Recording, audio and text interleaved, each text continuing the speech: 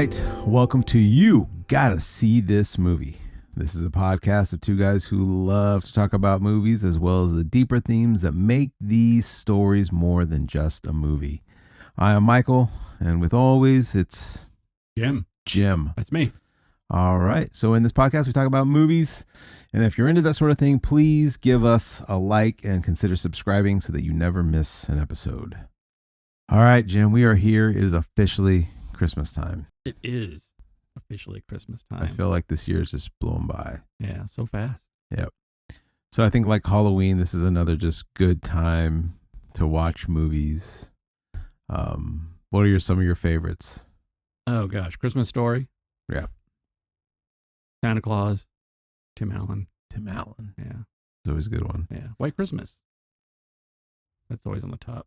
Yeah. I got to give that one a go this year. Yeah. I mean, I've seen it. Oh, wait. I always get that confused with Holiday Inn. Oh, well, I've never seen Holiday Inn, so. I like that one better. Yeah. Yeah. White Christmas is. So do you have any like traditions, like Christmas traditions that like kind of rotate around movies or that, you know what I mean? Like. Oh, around movies. I mean, we always had a list of movies that we go through. Yeah. The treasure chest of Christmas movies. Yeah. Yeah. Yeah. How about you? Yeah. And, you know, just speaking of this movie is one of them, it's like we all have movies we all want to watch, but there's like, yeah, like you said, like there's the must watches of the year that we're all together. We're eating popcorn. We're probably getting pizza that night. And we're watching it. Christmas pizza?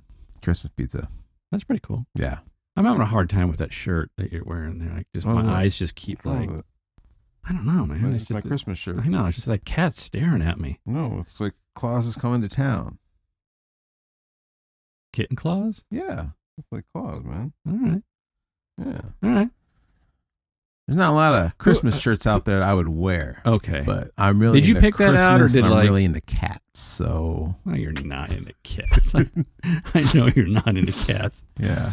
Okay. But yeah, I picked it up. All right. So Christmas pizza and movies. Mm-hmm. That's all good. It's all good. Yeah. Yeah. It's such a busy time of year, but like for some reason, sitting down and watching movies is always the final thing. So, all right. So I got a list for you, Jim. Right. And of course, everyone has their top Christmas movies of the year. I'm sure I have my list. You have your own personal list. But according to the AV Club, what do you think they have a list of the top 30 Christmas movies ever made. And I want to see if you can guess what's on the top 5. Top 5. I will tell you what number 30 and what number 29 are. So number 30 is The Santa Claus, which you mentioned with Tim Allen. That's 30? That's number 30. That's all the way down there? Yeah. I thought that would be a lot more popular. Yeah, I thought so too. Number 29, which I kind of agree because I'm not a big fan of this movie, to be honest with you, is The Polar Express. Yeah, I don't think I've watched that in its entirety. Yeah, do you ever have movies where you're like, I want to like this movie, but I just don't? Polar Express is one for me. I love the book, and I loved growing up hearing my teachers we'd always read it, and but man, yeah, that movie was horrible. The animation was kind of odd. Like the character animation was kind of creepy a little bit. All right, well, that's number 29. Okay. All right, so see if you can guess what is in the top 5 on the list. Now, I'm looking at that list and I'm like, yeah, I can see where someone would put this in their top 5. It's not necessarily my top 5, but I can see where someone would put these movies there. All right. Christmas Story. It's got to be in the top 5, right? A Christmas Story. It is number 4. Okay. Elf has to be. That's super popular. It is number 5. Wow, look at that. All right. You might get these. Okay, Holiday Inn. Is that? No. No. In fact, that is not even on this list. Not even on the list. Yeah, I guess. Okay, White Christmas has got to be on the top, right? That is number 10 on this list, so it's not top 5. All right. And I was thinking like the Santa Claus, but you said that was way down there at 30. Mm-hmm.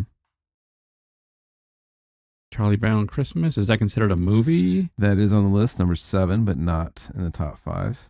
Man, I'm surprised. There's one movie here I'm surprised you haven't said yet. Oh, It's a Wonderful Life.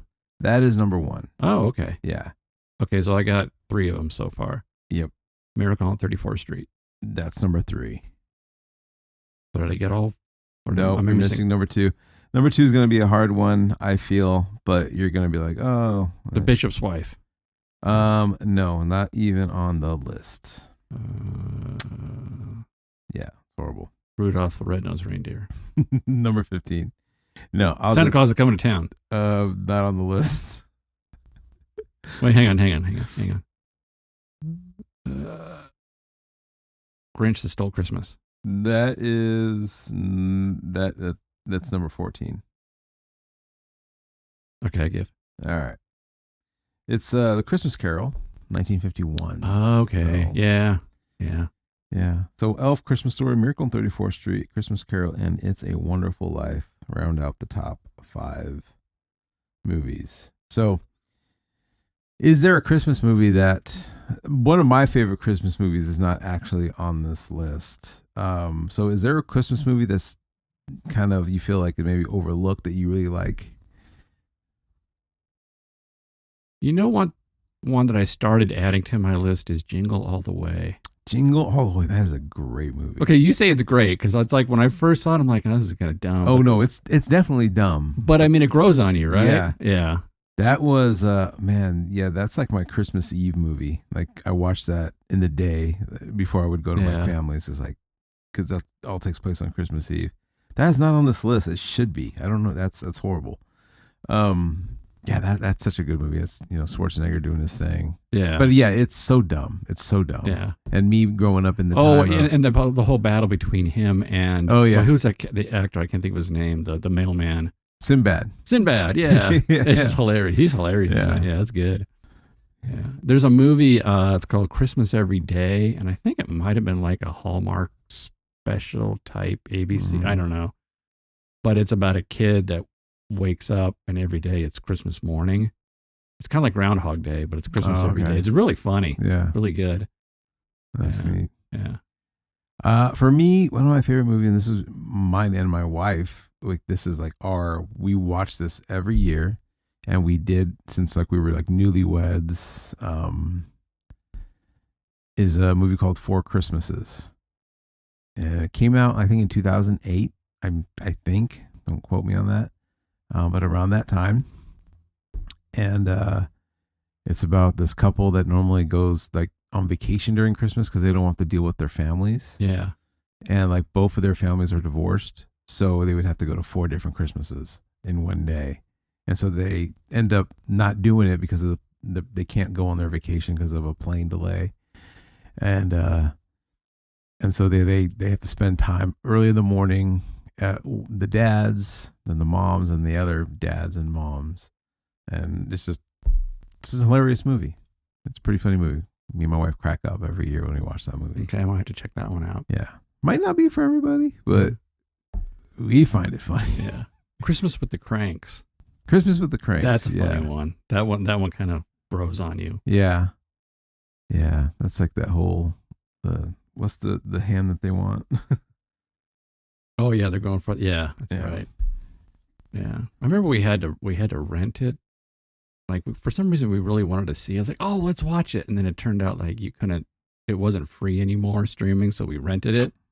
And then it was like one of those like decorating the house Christmas days where you just kind of decorate it and sending them stuff. So we just kind of let it play. Yeah. Like over and over again. And we figured the more time it played, the cheaper it got. Yeah. Like, do you realize that this viewing is now only costing us 50 cents per view? Yeah. We did it. We did it. We got a deal. All right. Well, Jim, what is the movie that you got to see this Christmas season? This movie that you have got to see is Home Alone. You know what's great about this movie? It's the soundtrack. Yep. Yeah. I mean, amongst other things, but it's just memorable. It's iconic. Iconic. Just from the opening scene. Yeah. Yeah. Yep. Gets you every single time. 1990. An 8-year-old troublemaker mistakenly left home alone, must defend his home against a pair of burglars on Christmas Eve. Yeah. Written by John Hughes. Yep. Amazing. We just got done doing Plane, Trains, and Automobiles. That's and now right. we're on to a movie that he wrote. Mm-hmm. Directed by Christopher Columbus. Yeah. 1990. So what's your history with it? Did you see this in the theater? Did you? I don't remember. Yeah. Don't remember. I specifically remember. Oh, really? I was 9 years old. Yeah. You see the previews. It's about this kid making all these traps and, putting these and you think like that's what the whole movie's about. Yeah. So it really isn't. Like that's like the last half hour, 20 minutes of the movie is the part that like grabbed every single kid in my generation. Now, did they like advertise it as that? Like the kids making traps? I mean, that was like their big selling point. I can remember for me, like the big scare of the world was, well, at least in our neighborhood was like, oh, a van's going to come and kidnap you. Or like there's robbers. So like there was always like this inherent fear of like adults. So to see a movie where the kid kind of flips the table on that and makes all these traps and put all these, adults, these robbers through the ringer, like we were all in, and of course then going home trying to make traps yourself and then realizing that, wow. Yeah. We're still just kids. It was huge though when it came out. Huge. It was huge. Yeah. Yeah. Good movie. It's not your traditional Christmas movie. No. You know what was weird is I remember there was The Beauty and the Beast. I think it came out around the same time Disney's. That came out in 92. 92. I just remember Home Alone was like still a big craze. Mm-hmm. And they advertised Beauty and the Beast. And I remember the ad was like, the castle is under attack and they must defend it. And they show like all these gags where like all the little, the household characters come to life defending the castle. Oh, wow. And they totally played it out like it was Home Alone. I'm like, that's nothing to do with Beauty and the Beast. Yeah. They were just like, how do we get people to watch this? Maybe it was like the video release. And they're like, okay, let's advertise this. How we it was like a combination thing. Yeah, rather than advertise it as some love story between a girl and a monster. It's no, the castle's under attack. I just thought it was like, come on, guys. Yeah. Yeah. Anyways. Yeah, no, this is one of those movies I can remember like every like family get together or whatever. Everyone knew this movie. Like I didn't know anyone who hadn't seen Home Alone. It was like a movie that everybody saw and watched it, whether or not they liked it or not, but just everyone saw it and had something to say about this movie. So Christmas movies are like holiday movies are a big deal. I think it's because they're home, they're on Christmas vacation. Mm-hmm. What do? Let's get together, go see a movie. Yeah. This hits the theater and it's huge. And now everybody's talking about it. Yeah. Yeah. I'm trying to remember like what month that was. But I definitely saw this in the theater. Yeah, I remember my grandparents took me to see this. This was a good one. Anyways. Your grandpa? Fred Jones? Yeah. Fred Jones. Yeah, Fred Jones did take me, which I do have an update on that. Oh, update, please. So, because I think we should have like a Fred Jones like part of our set here. Yeah, I guess we could talk about this. Yeah, I found out like what he did. I talked to my dad, my uncle. Okay. Got some like, really like asked the right questions. It's like, instead of like, don't just tell me you work for the movies. So he worked there was I guess it was a separate company, but it was on the lot of Paramount. Okay. But it wasn't like owned by Paramount, if that makes sense. I don't know if it makes sense to me, but it was on the lot. It was it was a lighting and rigging company. Okay. And so that's what he did. He would, they would rent the equipment out to the studio. Okay. If I guess there were certain times where the studio had their own lighting equipment people, mm-hmm. and they would just rent the equipment and take it. And there were other times where the studio was like, we don't have anyone for this movie. That's where my grandpa would then go out to the actual, locations and film. Okay. So was it Mole Richardson? Was that the lighting company? I don't know. That I couldn't get an answer for. Okay. Because that was another thing. So I said, I think in the last podcast I talked about I think he worked for a company called J. Dolly's. Because there was always this sign in his garage that said J. Dolly's. Okay. So 42 years of my life, I always thought that was the company he worked for. It turns out that he was taking home dollies and rigs and rehabbing them in his own garage. Okay. And then taking them back and selling them back to the studio or the company. So it was his own company. J. Dolly stood for Jones Dollies. Oh, that's hilarious. Because they probably just threw him out. They just threw him out. Yeah. Yeah. And he would go, he'd take them back because he was a machinist. I mean, he had, all this machine stuff in his garage. He'd fix them. And then once they're good, they're like, sell them back. Yeah. Yeah. I mean, like this light here, that's thrown out. They threw this out. Wow. And this is actually Mole Richardson purple. That's their signature color. Oh, dang. Yeah. Crazy. So I wonder if he worked for Mole Richardson. So now we have to know, because maybe that's... Yeah, that I don't know if we'll ever have an answer to, because I think I got everything out of my... That was it, huh? Yeah. There's more to be found. But I looked on IMDb and I did find a Fred. Oh, there's a lot of Fred Jones. I know, and I kind of looked through them to kind of find out which ones. And now, Yeah. okay, we got to figure this out. Yeah, like I said, he only said like his name was in credits like one or two movies. But that's all it takes is one or two. Or it could be. I don't know. All right. Yeah. So the lighting. Yeah. The lighting. That's what he did. Okay. All right. Primarily. Okay, we got more to go on. Yeah. All right. You got a picture of him, like a little thing we can Not put on me. that we can put in like a frame, somewhere. Maybe. Yeah. I'll find one. Okay, got to find one. Fred Jones. All right. All right. Well, let's get into the film. So the opening scene, a lot of chaos. Like as you're an audience member, you're watching this movie, you were immediately slammed into the world of Kevin, and you find out that kid. That's why when you read the synopsis, and I've read a lot of synopses on the movie, they always kind of painted Kevin in a negative light. And I don't know if like back then it was just like, yeah, that kid was, a jerk. He was rude to his parents. But he's no worse than the other kids, man. But Those you kind of see the world he lives in. It's kind of chaotic, right? Yeah. And you're like, oh, no wonder he's like that. He's home alone before his family even leaves the house. Like he's overlooked. No one really listens to him. So yeah, you just see everyone running around and packing, getting ready. There's one scene I want to kind of talk about because I've always had an issue with it. As I've gotten older and appreciate what money value is. There's a scene where, he's was messing in the garage, building ornaments for the family. Like Kevin, that's what Kevin was doing, right? He's building ornaments for the family. And the dad says, "You weren't using my new fish hooks, were you?"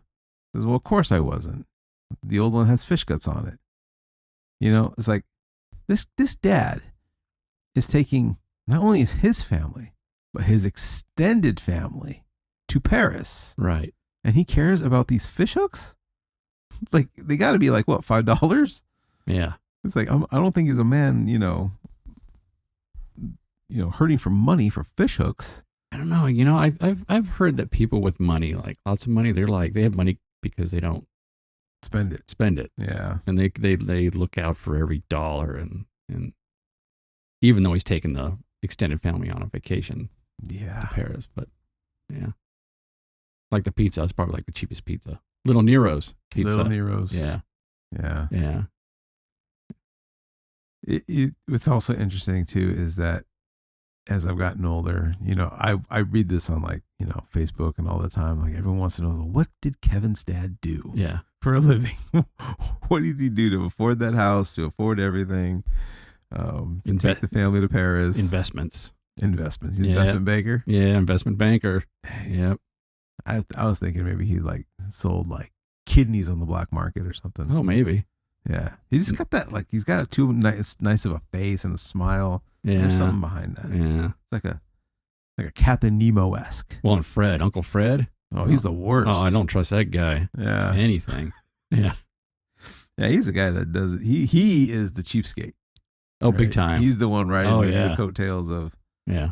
of his dad. Yeah. That's funny. So, what do you think of the Old Man Marley subplot of the movie? Oh, it's great. Every neighborhood has an Old Man Marley. They do, don't they? Yeah. Yeah. So, do you have one? Did you have one? Yeah. I can't think of one right now though. But no, there's always like this creepy old person in the neighborhood, and then you start, telling stories or imagining things about them. Yeah. And yeah. Did you? Oh yeah. Yeah. And he wasn't creepy. That's the sad thing. Yeah. There's probably just a nice old man. Like we had this guy. His name was Mr. Blue. I think that was his last name. I know we just called him Mr. Blue. And he was just some old man that lived in a house by himself on our block. He drove like this nice Corvette. He took care of his house was pristine. He would, say hi, he'd say hello. But that was, as far as it would go.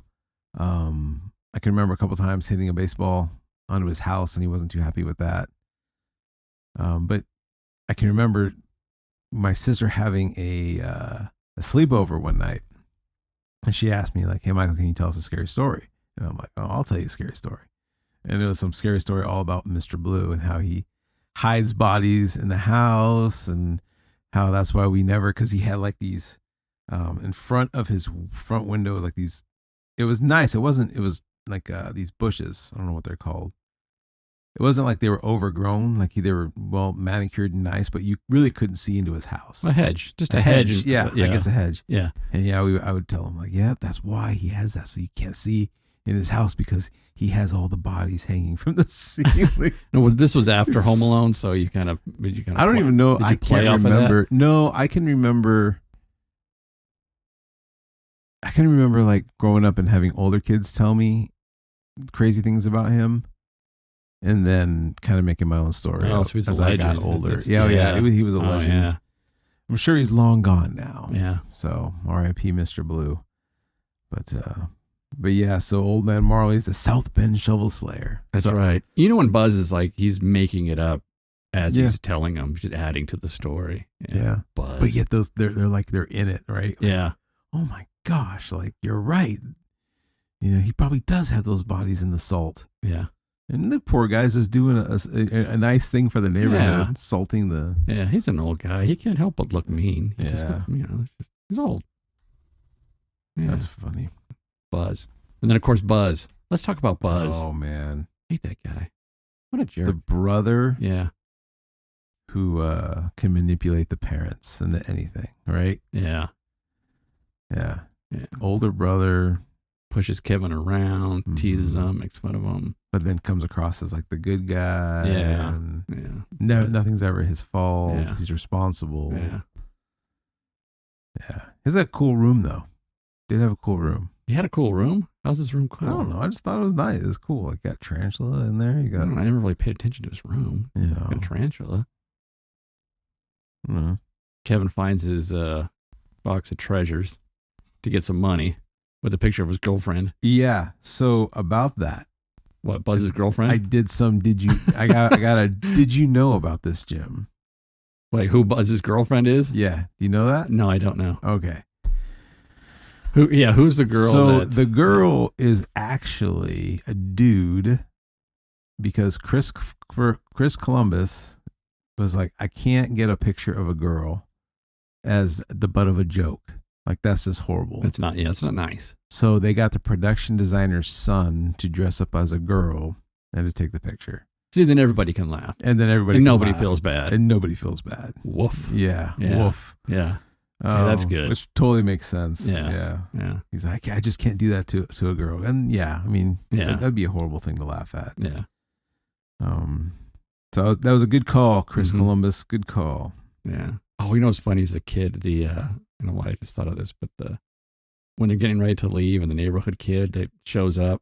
Oh yeah. Yeah. That's how the plot gets. Yeah. Yeah. Even stickier. And when he asks questions, he doesn't wait for an answer. Does this get good gas mileage? Does this have an automatic transmission? Yeah. Yeah. He just keeps going. I don't know, kid. Buzz off. Yeah. Yeah. That's a funny kid. Yeah, and that's how the parents leave Kevin, because they count him as one of the kids because his back's turned. Wait, where did he come from? Because all the other families left for vacation. He's probably just wandering. They were getting ready to leave. Oh, they were going somewhere too, right? They were going somewhere local, or somewhere within the States. They weren't flying anywhere. Okay, so. Yeah. Isn't that crazy? Like the whole neighborhood's just out.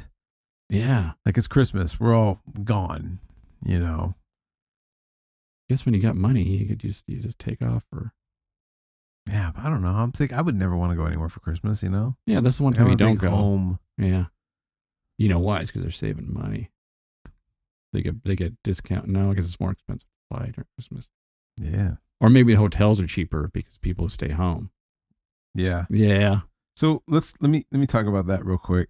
Money, right? So yeah, there's a lot of this movie that just went over my head, right? So I don't know what age you were. I mean, obviously you were an adult when you saw this. This was 90, So were you already like, did you have a kid yet? Yeah. Okay, so you're already. Yeah. See, I had newborns. Okay. I had toddlers, so that's probably why I didn't go out to the theater to You're right. see it. Right. Yeah. So you could probably watch this movie and be like, man, that guy is spending a lot of money. Where does this come from? Yeah. All that flew over my head. I didn't think nothing of the house other than, oh, that's a nice house. I didn't think nothing of them flying to Paris. I didn't think nothing that like they're in first class, that the dad's paying for all of it, all that pizza. But you know what got me? You know what scene got me as like, these guys are rich and I wanted to replicate that in my own house? You mean something that they own in the house? It's something, yes. That they have in the house that says, hey, we got money. Or I just thought like, oh my gosh, that is the most richest thing I've ever seen in my life as a 9-year-old in the 90s. I don't know. Is when Kevin comes down the stairs. The family's gone.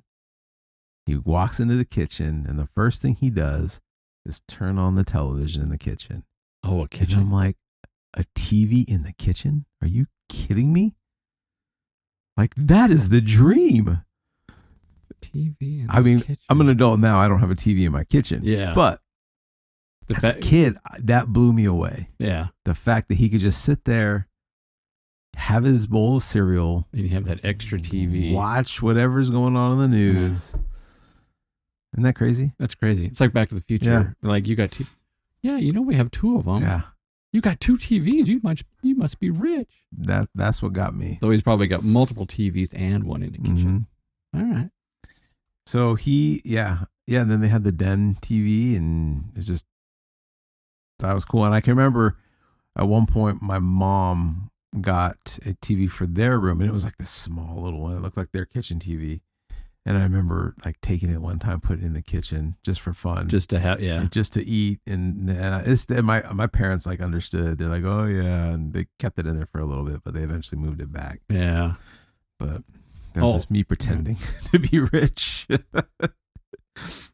One thing that I want to comment on is the production design, and how everything was red and green, and I didn't catch it first. Oh. I didn't catch it first, like even the first couple viewings. I just sort of embraced it as a Christmas movie, but every single thing in that house was red and green. And it's not Christmas decorations. No. It's like the house. The house. Yeah. The wallpaper, You're right. the curtains, the appliances, the everything. Yeah, the sheets in the bedroom. Which goes to show you money doesn't buy you taste. And that doesn't work. That doesn't work in this case. It was done on purpose. But I mean, everything, like even like the phone, like when they're talking on the phone, that's a green phone. Oh, that's a green rolling pin in the kitchen. Oh, those are red pot holders. Everything.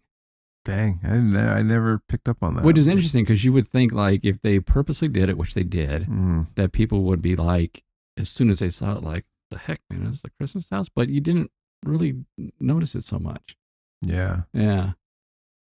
So let me ask you, if you were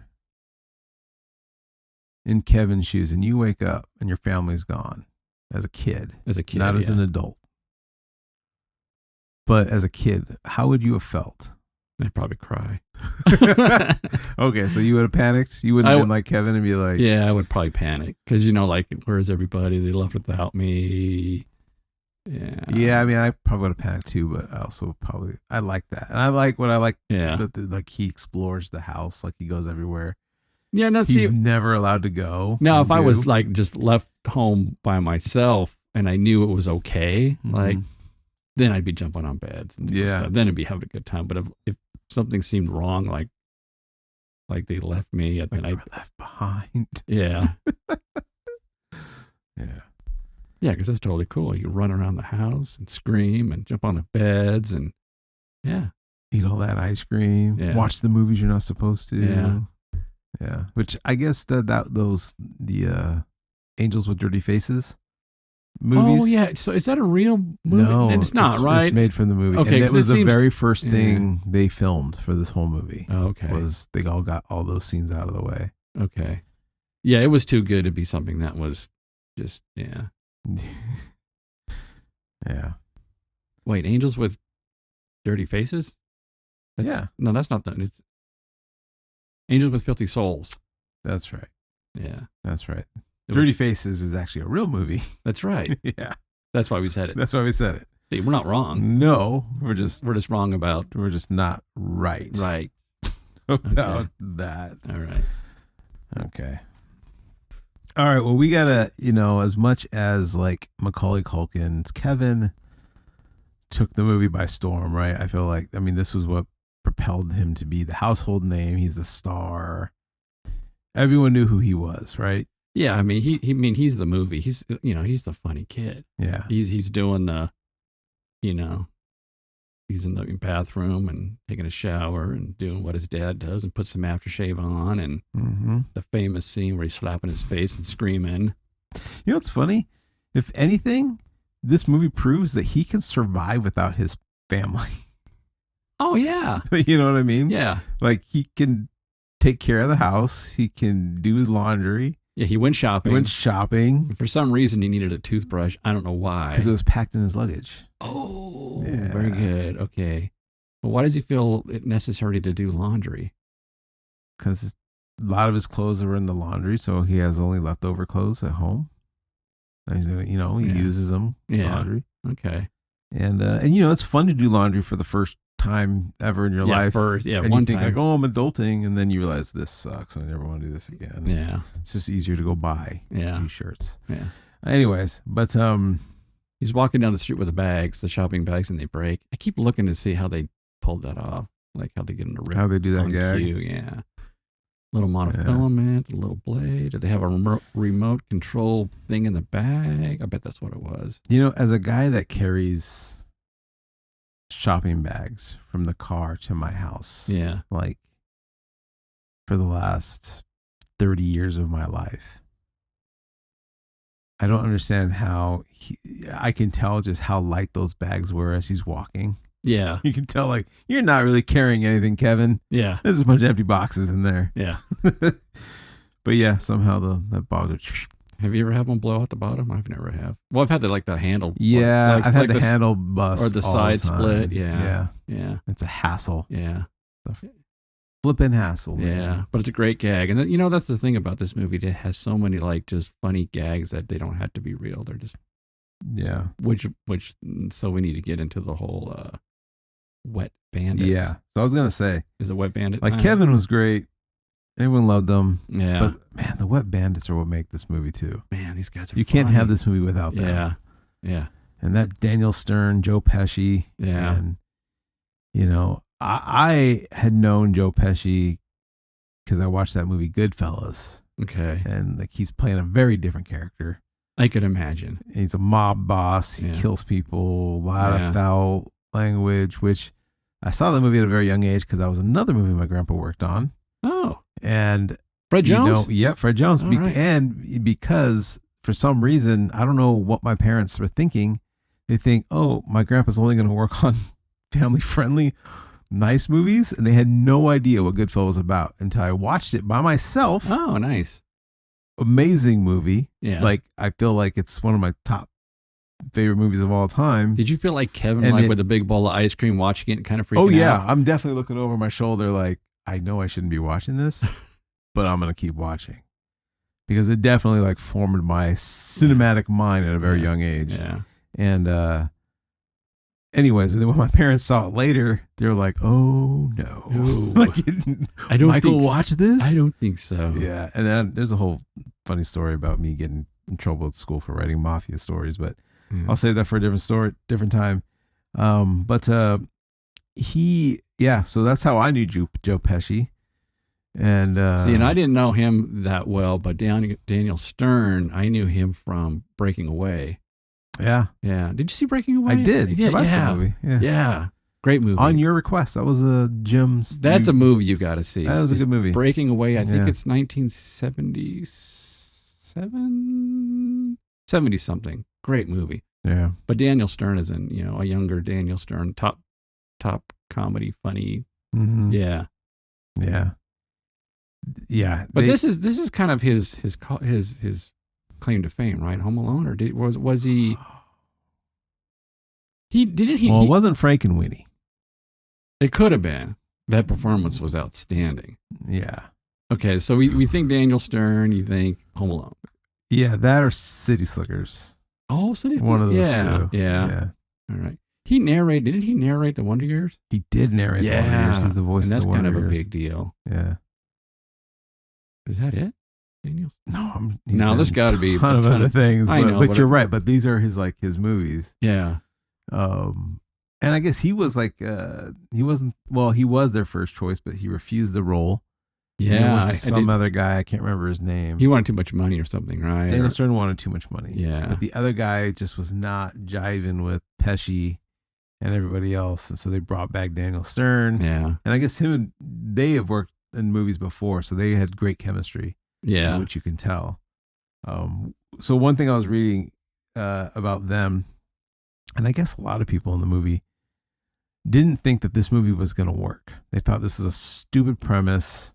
It's not going to work. It's not going to be a hit. Well, I could imagine, like, when you're doing it, you're doing like pratfalls and simple slapstick stuff. You're thinking, like, this is going to be dumb. This is going to be dumb. Yeah. And so Joe Pesci and Daniel Stern said to each other, like, look, let's just ham it up.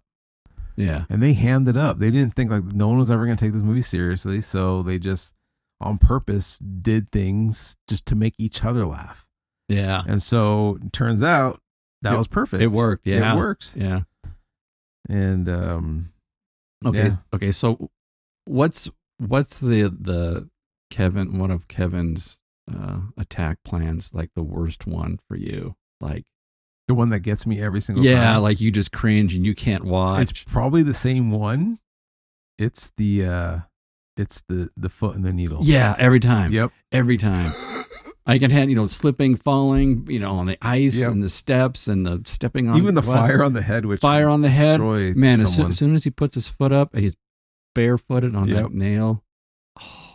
And even too, like even when he goes into when Daniel Stern goes into and you break in his foot and all the ornaments. Yeah. That's not as bad. But no. It's that nail in the foot. And you see like the look on Harry's face. Or Marv's face. Yeah. Just like you feel his pain. So bad. Yeah. When I watched it now, I covered my eyes. Yeah. I can't watch this. I just can't watch it. Even though it's peeking through my fingers. Yeah. Oh. All right. So one of my all-time favorite scenes has to do with the Wet Bandits. There's just so much to unpack in this scene. Like when I think of things that are funny, I always think of like, what's this person thinking? Or what would this, what's the overall, like, that's what makes me laugh. Like, can you imagine what this person was thinking when this is happening? But it's when Marv is going in to scope out the house because Harry's waiting in the car. He says, go scope it out. Yeah. And he's like looking around, and then Kevin presses play on the Angels with Filthy Souls. Right? I say it right? Yeah. Filthy, yeah. Wait, is he does it with the pizza guy first? He does it with the pizza guy first. And that's great. Yeah. Yeah. But he does it with this guy, and this is the time he actually like puts the like firecrackers in the pan to make it even louder. And he just kind of like panics. He doesn't know what to do, and he does it real quick, gets that going just so that there's voices in the house. And just the fact that like he's listening to the story, you hear someone get shot, and he runs back, and he's like dodging bullets. Yeah. And he goes back, he goes, oh man, there's someone already beat us to the job, and they're in there, and then one guy shot the other guy and he blew the other guy away. It's like they're thinking like a whole murder had just taken place in this house. And I don't know, that this part just cracks me up. That's great. Snakes. Yeah. I don't know no snakes. Yeah. So who was in there? He goes, I don't know, but one guy's was named Snakes. I don't know what snakes. All right, well, let's just see who it is, who comes out the house. Yeah.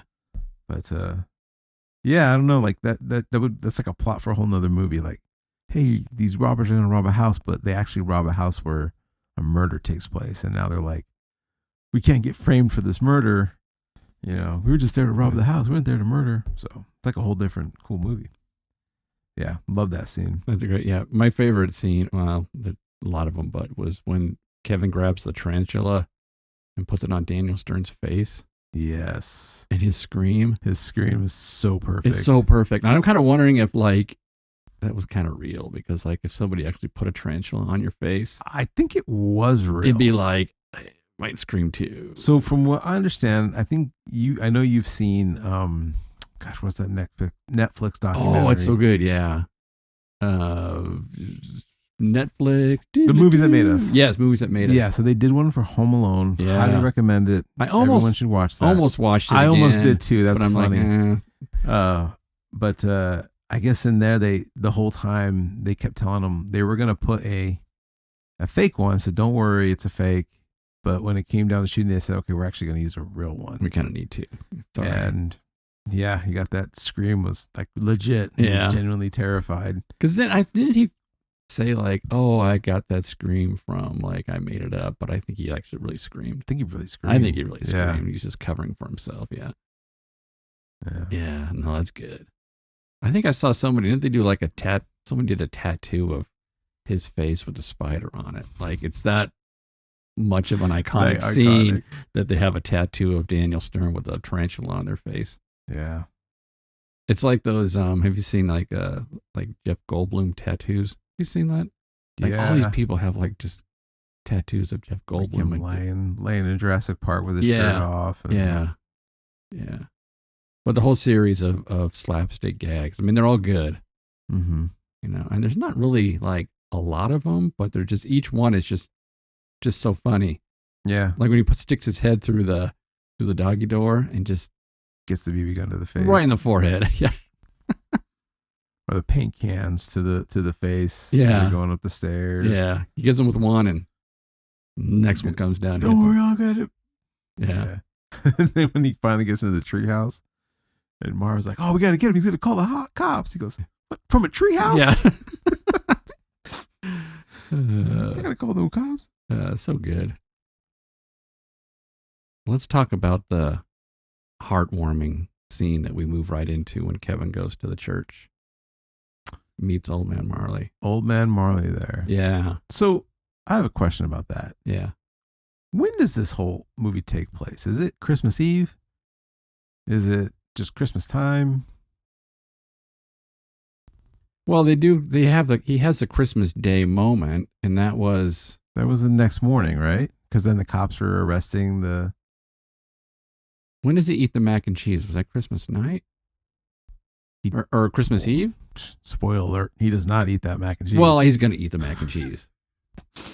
I think so, because he leaves the church, right? Maybe he goes to the church on Christmas Eve. I was always like, that's a sad church. I mean, it's a beautiful looking church, but like there's like hardly Nobody's in there. But there's a full choir singing their hearts out, right? No one's there to watch them. Like, how sad is that? Yeah, where are all the parents? How many kids are in there? At least, 2 dozen? And no parents? Singing beautifully, too. Yeah. It's amazing. Yeah. Well, I guess they needed to stand out in the scene as kind of being by themselves. That's true, so they can have their conversation. Yeah. But that's great. It's a great moment. It really is. And like, it this is the point where like Kevin's he's exhausted all his options. He knows they're coming. He had that moment where he designed where it looked like there was a party in the house, which again, I can't get over. Kevin is a genius. He is a genius. Like for him to do all that, to survive on his own, to do these traps, he's probably running out of money, like all the fun is all starting to wear off. He's starting to miss his family. He's getting tired. Yeah. And so he just walks into church, and the last person he expected to see was the South Bend Shovel Slayer. Right. Yeah. And he's just like, oh, if you see me, you can say hello, you know? Yeah. He's all cleaned up. Mhm. He's all dressed up for church and looks a little less threatening. Yeah. But they have a nice conversation. They do. And Kevin offers him some great advice too.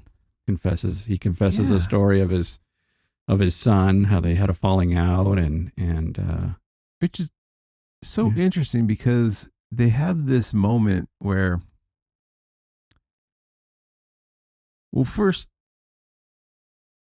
so that let's get into like what the deeper theme of this whole movie is.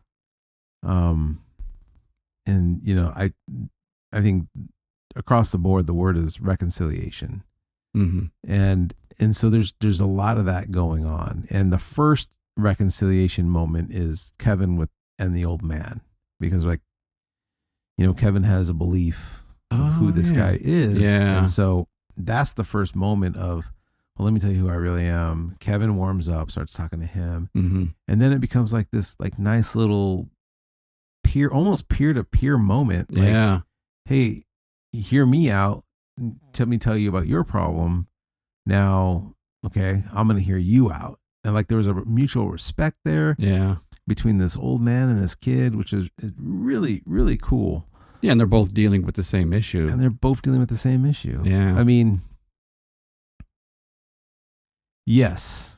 Yeah, Kevin has an offense towards his family and his mom, and it's almost as if like, look, this is where if Kevin, he's probably like, as the old man is like, look, if you keep up this way of your life and the way you think, you're going to end up like me, you know, and have, so don't do that. Yeah. And then Kevin comes in with more optimistic, like, look, it's not too late. Like, you can still get this back. Yeah. You know, so. And he needed that. He needed somebody to tell him that, you know? He did. Yeah. Yeah. And so I love that, you know, because that is, you know, we can say that like the Bible and Christianity is all about forgiveness. Like we always say that like, oh, Jesus died for the forgiveness for our sins. And that is true, but it's also very limiting in truly what God did.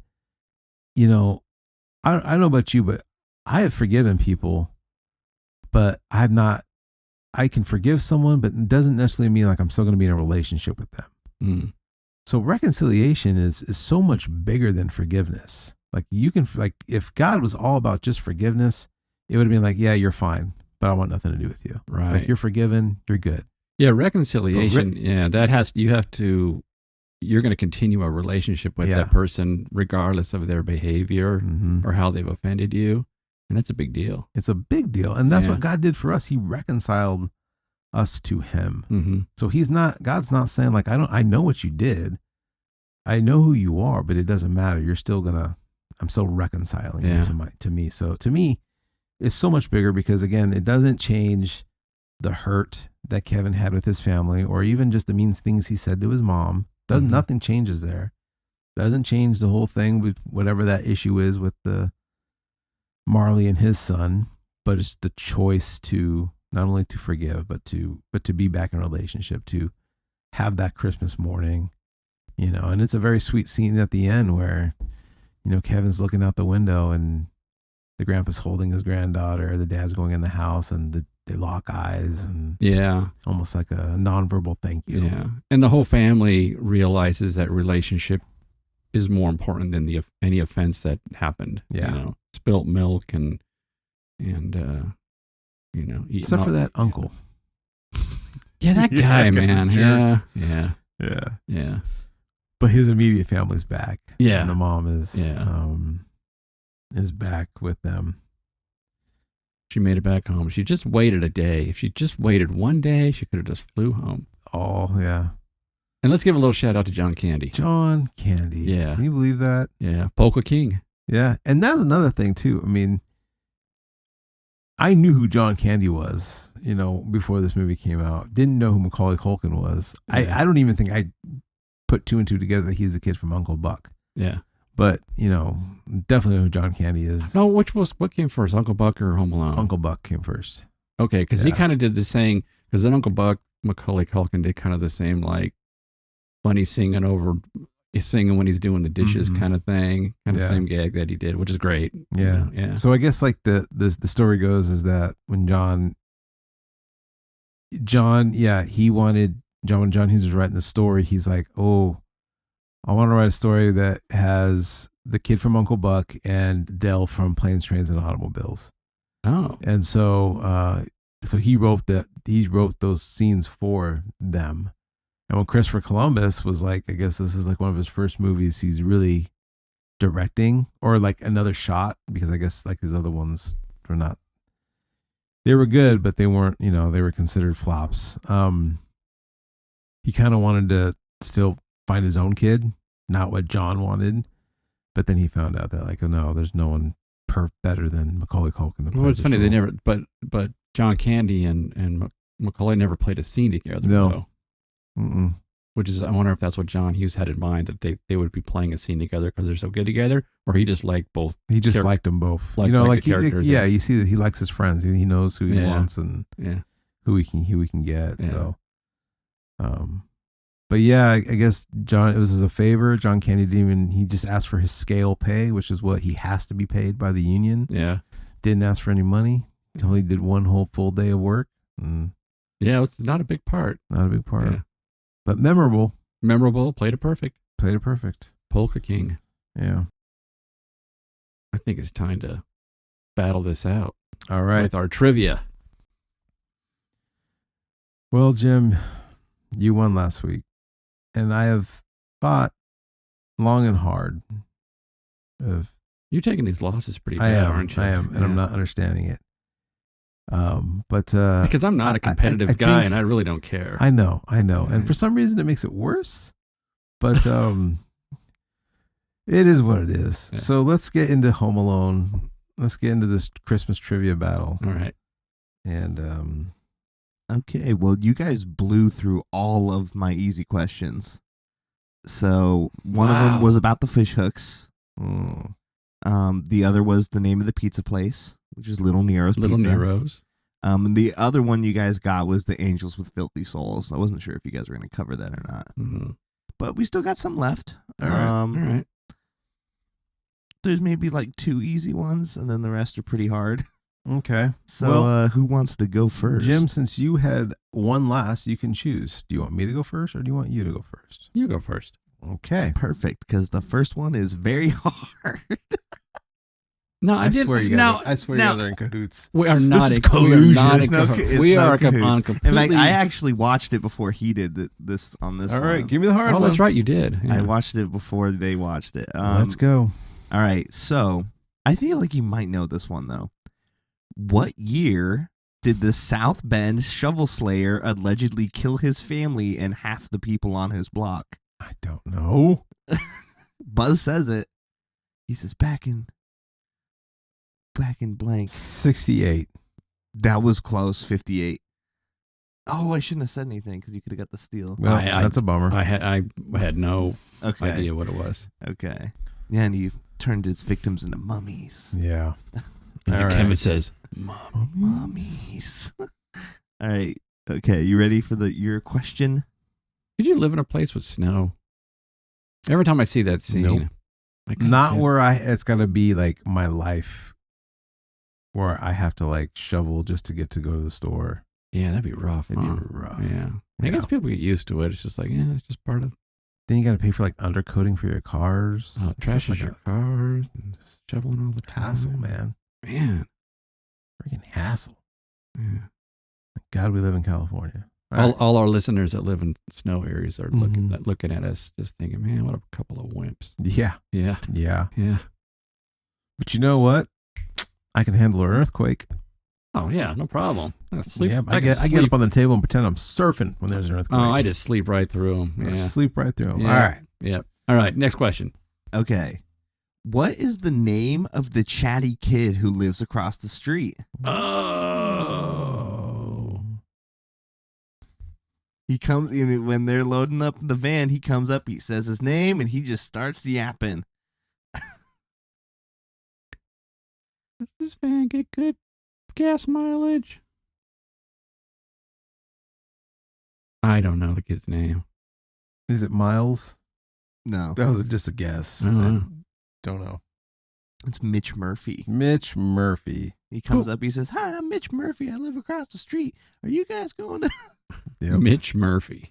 I'm That Mitch sounds right. Murphy." Yeah. And so you guys mentioned this, but his family goes to Florida. Florida. Yeah. And Kevin mentions it too. I thought the Murphys went to Florida Florida. when he sees the van in their driveway. Yeah. Ah. Which is that it's his house that they robbed first. So Mitch Mhm. Murphy got all this stuff jacked. Poor Mitch Murphy. Mitch Murphy. Okay, you ready? Yep. All This right. is my question. This is I would say this is an easier one. What's the name of the business on the side of the robber's van? You see it so many times. Yeah, you do see it a lot. Something plumbing. It is plumbing. I don't know. Steel. Do you know it? Oh yeah, because I was always curious as to what business are they masquerading as? It's OK Plumbing, It's like okay plumbing. it's, Dang and it. it's not like OK. It's like OH. OH and then KAY, like OK Oh, Plumbing. yeah. yeah, I can see it now. yeah. All right. That's a steal. And I love it when they're pulling out of the driveway and Kevin walks right in the front of the van and they hit the brakes and he's like, Yep. ah. I always wonder how they did that. Like if they, because that's kind of a scary shot. He was like, I wonder if it was like, right up on it. what's it called? Oh, when he wasn't really like, it looks like he's in front of it, but he's not. really not in the camera. What's it called? Perspective? I was thinking that maybe Oh. they just cabled off the van so it would only go just so far. Or just to maybe be it wasn't safe. even a real car. Maybe it was just the front of a car. Like just Oh, that they could made be. that and they said, Yeah. Like that. Like, it's not a real car, Kevin. Yeah, they could have Just done that. a fake front. Yeah. All right. What's this question? All right. Wait, what's the score so far? 1-0. Oh, Yeah, it's 1-0. And you got the steal, so I think it's Nice. your question. Yeah, it's now. his question. all right. My question. Yeah. This is a tough one. I'm going to get more competitive just to make you feel better. How many times does the statue in front of the McAllister's house get knocked over? Well, the pizza guy knocked it over twice.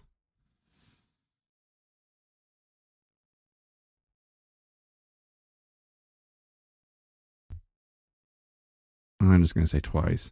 Okay. Steal 3 times. 3 times. Oh. There's a third time you don't see it, but you see someone putting Picking it back it up. up. Yeah, it's the Police? no, the airline people. The there to airline pick 'em guy, up. he's picking it up while the other guy's knocking on the door, which means Oh, at the Yeah. very knocked over. beginning? Yeah. Mhm. Oh, So it gets knocked okay. over 3 times. So yeah, all right, 1-1. That was a steal too. That was a steal. All right. Next question. Okay, so Kevin goes and asks Santa to bring his family home for Christmas. Before he leaves, Santa gives him something. What is it? Candy cane. Oh no. No, I know what it is. Can I say it? All right. It's bubble gum. No, you're wrong. Isn't the stick of gum? It's not a stick of gum, and it's not a candy cane. Steel. Go for the steal. Green Tic Tacs. Yes. Ah, He gives him dang it. 3 spearmint Tic Tacs. Wow. Okay. And you know what I was thinking? And they're green. I was thinking because everything's red and green. Red and green. Green. All right. Green Tic Tac. All right. Give his so next it's 2. It's 2-1. Okay. You I like ready? that sound. That was fun. That was a great scene. It was a good scene. No. You can't leave Santa's that got to out. give you something. Got to give you something, kid. Yeah. Okay, Yeah. so what is the name of the polka band that gives Kevin's mom a ride? The name of the band? Oh, What's the name of the band? the Kenosha Kickers. Yep, that's it. It's Gus I actually knew Polinski that. and the Kenosha Kickers. I thought I was going to be able to steal that. All right, so what is it? 3-1. All right, Michael, you ready? Yep. Okay, so on that, what is the instrument that Gus Polinski is playing when they're in the back of the van? They're all singing. He's playing an instrument. What instrument is it? It's not the clarinet? It's the clarinet. Okay. That is correct. All right, That- 3-2. Okay, these last two, these are both tough. So in the church scene, Kevin mentions a sweater that he got from his grandparents on Christmas. That sweater has what kind of animal knitted on it? Wait, whose question is this? It's yours. It's yours. Oh, Big Bird. Oh no, Big Bird's on the other person's sweater that got. Steel? Wait, I'm gonna stick with Big Bird. Big Bird. Like from Sesame Street? Yeah. That's not it. It's ducks. Okay. Well, you guys are both right and wrong. It's just a bird. So, and you said ducks. I said ducks. So we're both wrong. So we're moving on. All right. All right. None of you guys get that one. Yeah. All right. So last question. So if I get this, we tie. Yes. What is the name of the cashier that Kevin meets when he's shopping by himself? She doesn't say it. It's Holly. No. You're close, though. The one that questions him? Yeah, like she's asking him. Like, where's your mom? Yeah. He's in the car. She doesn't say it, but you can see it on her name tag. That's a rough one. It's. I have no idea. Then can I guess one more time? If he doesn't know. All right. Yeah. We just want to keep guessing until we get it? No, I'll make one more guess. Well, let him guess first. Mary. Nope. It's like Heather. No. That's it. Sally. Yes, it's Sally. Is it really? Yeah. I just threw that out. I just literally just threw that out. But I can't. Yeah. That was a wild guess. All right. Well, that's my trivia. That's what I had. That was everything. So does that mean I won again? Yeah, you won again. You won again. Bonus question. The Kenosha Kickers. Yeah. Where are they really big in? Like they're famous in one city. They had a big hit. They sold 600. Come on, you didn't want to ask that they question? sold 600 and some albums. I just was like, well, what's her name? Sheboygan. Sheboygan. They're really big in Sheboygan. Yeah. Yeah. Kenosha Kickers. Their big hit. Polka, polka, polka. All right. So what are your final thoughts and ratings on this film? Final thoughts. Great Christmas movie. Got heart. Got slapstick comedy. Good time. Yeah. Yeah. Timeless. I don't think this movie's ever really going to age out. Yeah. Good. Great. My rating is an 8.7, which I kind of think I rated it too low, but okay. But it's still good. It's almost a 9. No. Yeah. It's great. It's a good movie. I mean, it's a good movie. Yeah. So for a movie that really hyped up and like really pushed the idea of a kid fighting off burglars, and that's the movie you think you're going to watch, mm-hmm. and then you realize that only happens at the last 20 minutes of the movie, mm-hmm. You could feel like you got ripped off and you got gypped, but it's still an amazing movie. And even as a young kid, thinking that's what I was going to see through the whole movie, there wasn't a moment that I wasn't like glued to this film. Well, you got so much more though. You got him. You got so much more. He's like the man of the house. Yeah. He's shopping. He's mm-hmm. He's taking the sleigh down the stairs and so I just think it's just amazing. It's an amazing story, amazing writing. It's got something for everybody mm-hmm. in it. I don't, I know like I do you know anyone who doesn't like this movie? I mean, maybe they don't love it, but I've never heard anyone speak ill of it. No. You know what I mean? No. So I love this movie. I watch it every year in Christmas time. My kids love this movie. Their kids are going to love this movie. Mm-hmm. Their kids, their grandkids, and so on and so on and so on. I give this movie an 8.8. Oh, so we're close. Yeah, we're pretty close. Yeah. But just a movie that everybody needs to see. So, all right. Well, I have one more question. Why is there a little E in the Home Alone logo? Oh, that's because... Do you know? There's got to be a reason why, right? No, I don't know. I'm thinking it's like those are like the family members, and like there's one standout, yes. and he's small and he's a little awkward. Mm-hmm. And all the other brothers and sisters and cousins, they don't really understand him. Yeah. Like I said, I think Kevin gets a bad rap with his family. Yeah. Home Alone. Kind of looks like Home Alone. Yeah. Yeah. Home Alone. Yeah. From John Hughes. All right. Well, that wraps it up. All right. If you have made it this far, again, we thank you, and please give us a like and consider subscribing so you do not miss the next one. And if you have seen Home Alone, then mention in the comments. Tell us what you think about it. What was your favorite scene? Tell us why you like it. And if you don't like it, let us know. Yeah. And we'll send you a lump of coal. Yeah. Because you are a heartless person. That doesn't believe in Christmas magic. Amen.